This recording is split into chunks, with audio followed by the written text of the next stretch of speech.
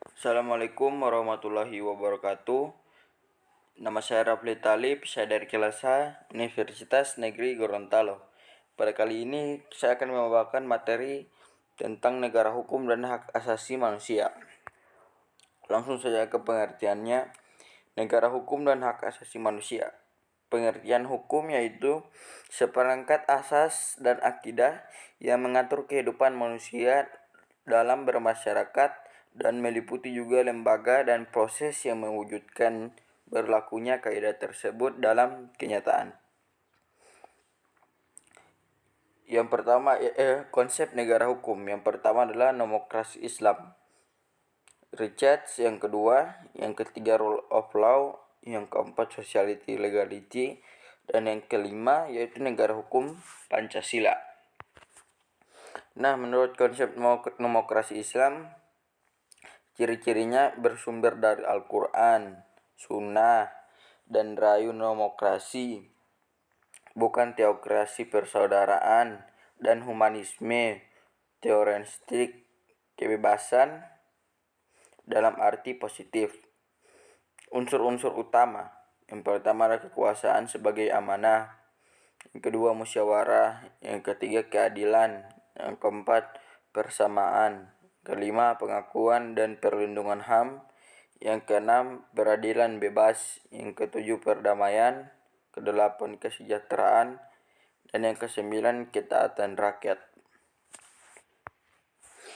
Selanjutnya yaitu konsep Richards. Ciri-cirinya unsur utama bersumber dari rasio manusia, liberalistik atau individualistik, humanisme yang antroposentrik atau lebih dipusatkan pada manusia, pemisahan antar agama dan negara secara mutlak, ateisme dimungkinkan. Menurut Stahl, pengakuan atau perlindungan HAM, trias politika, wetmatik bestur. Yang keempat peradilan administrasi menurut Scheltema. Menurut Scheltema, yang pertama kepastian hukum, yang kedua persamaan, yang ketiga demokrasi, dan yang keempat pemerintahan yang melayani kepentingan umum. Selanjutnya ada konsep rule of law. Pertama, ciri-cirinya unsur utama bersumber dari rasio manusia liberalistik atau individualistik, antroposentrik, pemisahan antara agama dan negara secara rigid atau mutlak, freedom of religion dalam arti positif dan negatif, ateisme dimungkinkan. Unsur-unsur utama yang pertama supremasi hukum, yang kedua equality before the law, yang ketiga individual rights atau tidak bergantung pada peradilan administrasi. Selanjutnya konsep society legality. Nah, di sini ada ciri-cirinya. Unsur utama bersumber dari rasio manusia, komunis, ateis, totaliter, kebebasan beragama yang semu, dan kebebasan propaganda atau anti agama. Unsur-unsur utama yang pertama perwujudan sosialisme. Yang kedua, hukum adalah alat di bawah sosialisme. Yang ketiga, penekanan pada sosialisme dibanding hak-hak perorangan. Nah, selanjutnya ada konsep negara hukum Pancasila. Yang pertama, unsur utama hubungan yang erat antar agama dan negara bertumpu pada ketuhanan yang Maha Esa, kebebasan agama dalam arti positif,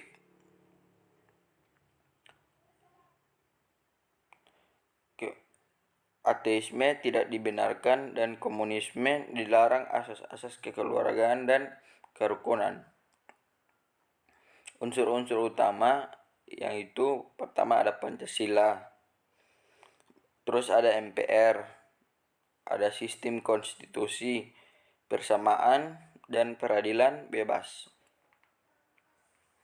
Selanjutnya itu adalah sejarah HAM.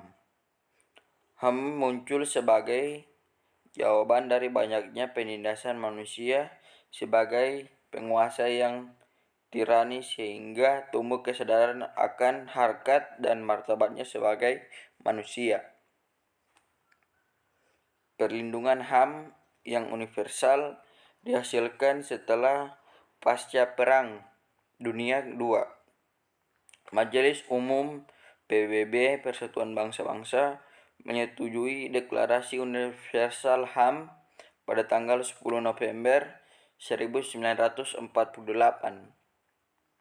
Munculnya deklarasi HAM karena banyaknya kejadian di luar peri kemanusiaan yang menimbulkan korban jiwa dalam jumlah besar. Tujuan HAM yaitu mempertahankan hak-hak dasar manusia yang mutlak dimiliki oleh setiap manusia sebagai individu sejak lahir hingga mati. Nah, ada pengertian hak asasi manusia dalam bahasa Indonesia yaitu hak-hak yang bersifat melekat secara alamiah. Manusia tidak bisa hidup tanpa adanya hak-hak tersebut. HAM menurut Prof. Wahyono adalah hak yang memungkinkan orang hidup berdasarkan suatu harkat dan martabat tertentu. Hubungan HAM dengan hukum yaitu HAM modern dituangkan dalam bentuk instrumen atau dokumen hukum yang diakui baik secara internasional maupun nasional. Jenis-jenis HAM yaitu yang pertama ada HAM dasar atau CUN, hak untuk hidup. Hak untuk memiliki keturunan, hak untuk memiliki sesuatu secara halal. Yang kedua yaitu HAM politik. Contohnya hak bersifat dan berkumpul, hak memungkinkan pendapat, dan hak untuk memilih dan dipilih, dan lain-lain. Hak asasi manusia sosial, ekonomi, dan kebudayaan. Hak mendapatkan pekerjaan, hak mendapatkan pendidikan, dan hak untuk mendapatkan informasi.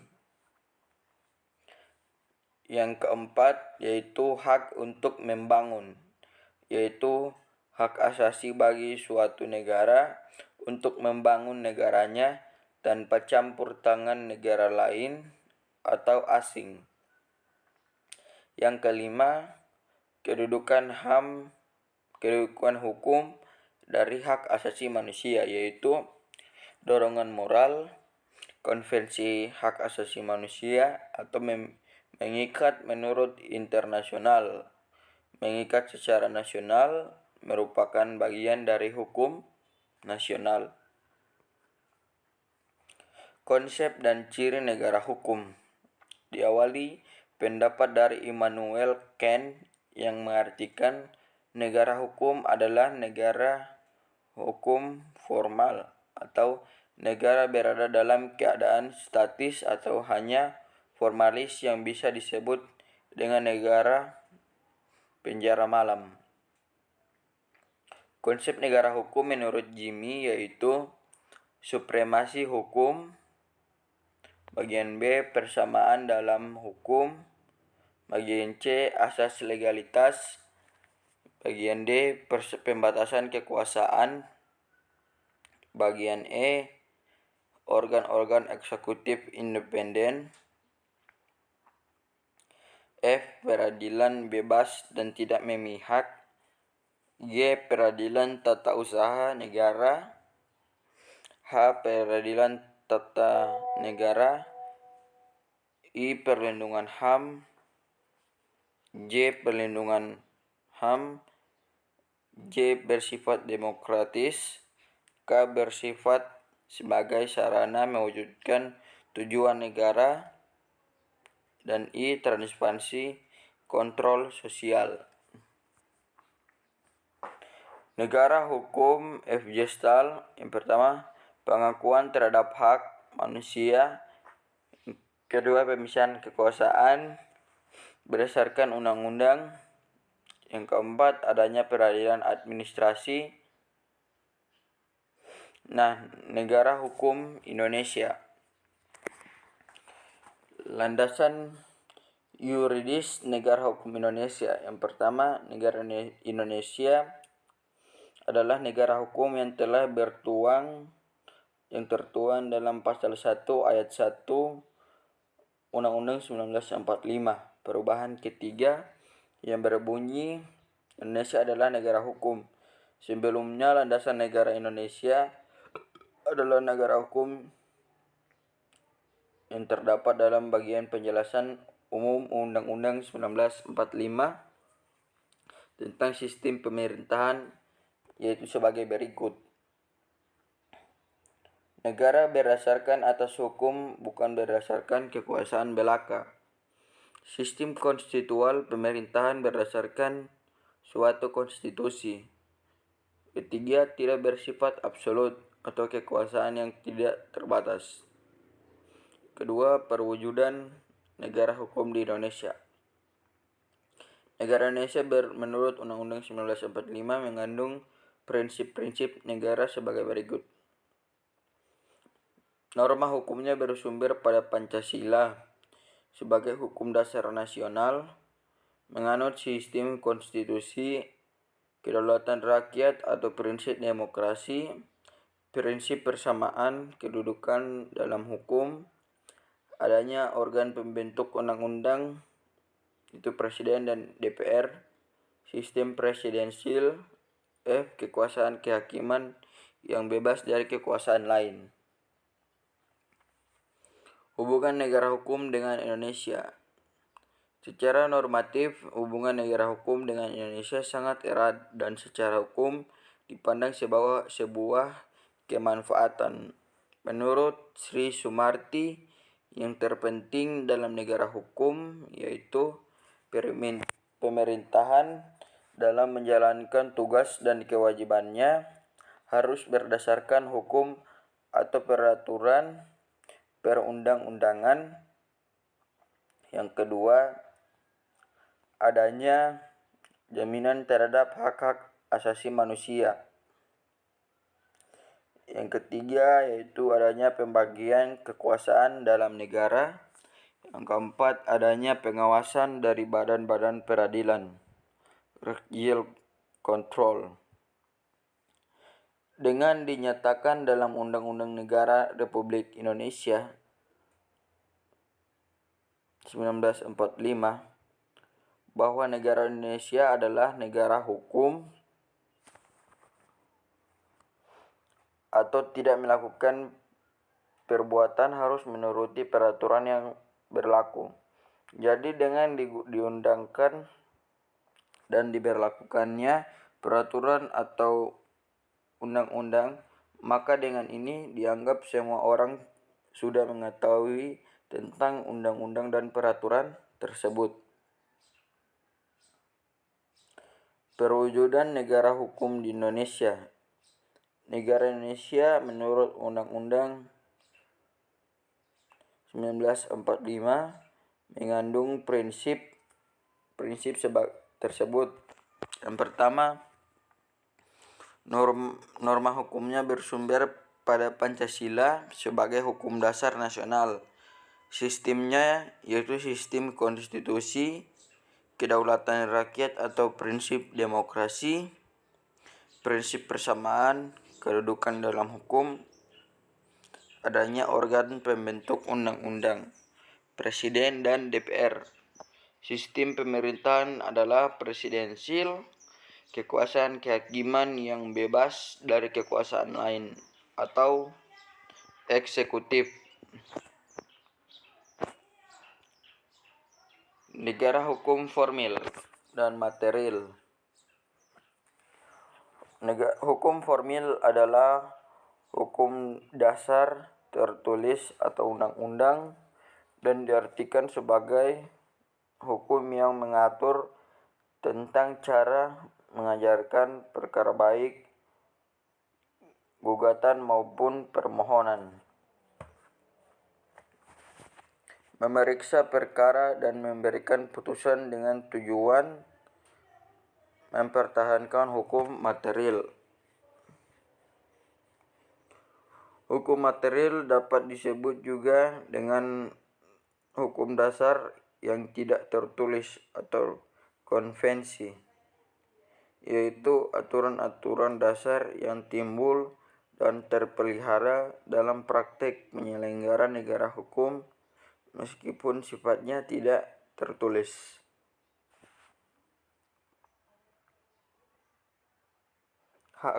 Hakikat hak asasi manusia. Hakikat hak asasi manusia yaitu pada bagian A, hak asasi manusia tidak perlu diberikan, dibeli, ataupun diwarisi.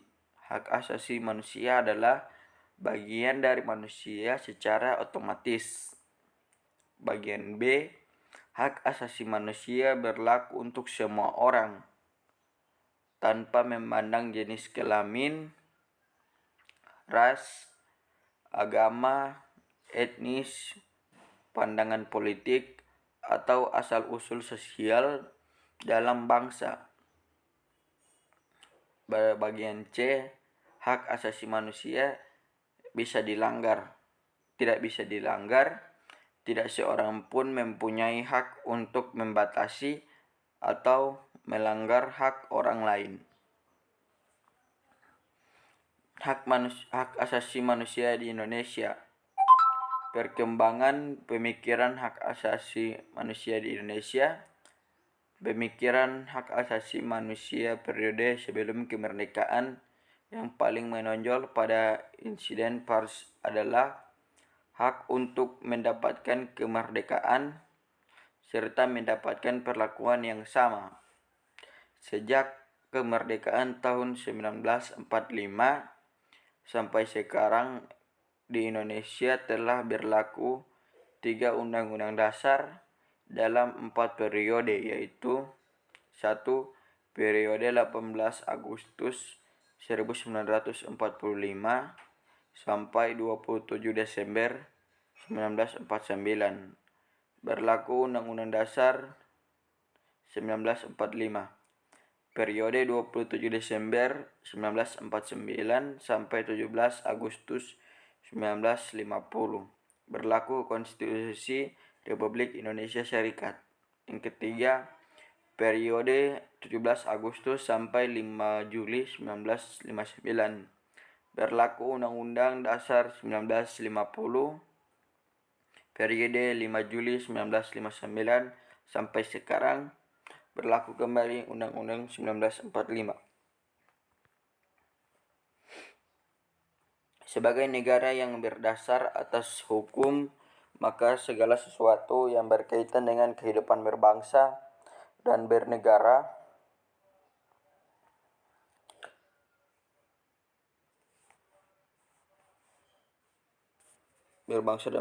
tentu harus berlandaskan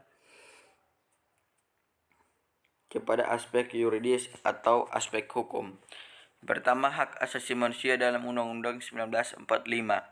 Ada beberapa pendapat yang berbeda dari para tokoh pejuang bangsa sebagai berikut.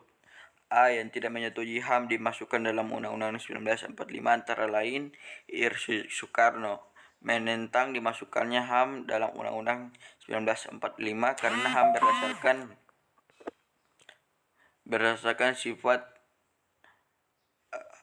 berdasarkan individualisme yang harus dihilangkan atau ditiadakan.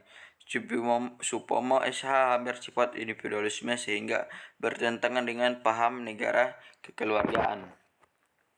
Yang menyetujui HAM dimasukkan dalam Undang-Undang 1945 antara lain Dr. Andes Muhammad Hatta, yang kedua Muhammad Yamin.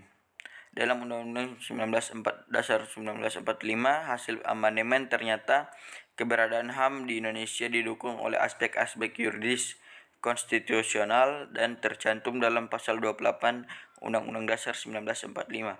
Selain HAM, setiap manusia mempunyai kewajiban dasar terhadap manusia lain, masyarakat, bangsa, dan negara. Undang-Undang Republik Indonesia Nomor 39 Tahun 1999. HAM menurut undang-undang ialah seperangkat hak yang melekat pada hakikat dan keberadaan manusia sebagai makhluk Tuhan yang Maha Esa dan merupakan anugerahnya yang wajib dihormati oleh negara, hukum, pemerintah, dan setiap orang demi kehormatan serta pelindungan hak harkat martabat manusia. Hak yang terdapat dalam undang-undang ini yaitu hak untuk hidup, hak berkeluarga dan melanjutkan keturunan, hak mengembangkan diri, dan lain-lain. Arti kewajiban dasar undang-undang ini adalah seperangkat kewajiban yang apabila tidak dilaksanakan, tidak memungkinkan terlaksana dan tegaknya hak asasi manusia. Nah, itu dia tadi penjelasan materi dari saya mengenai negara hukum dan hak asasi manusia. Mohon maaf atas kekurangan dan kelebihannya. Sekian, terima kasih. Wassalamualaikum warahmatullahi wabarakatuh.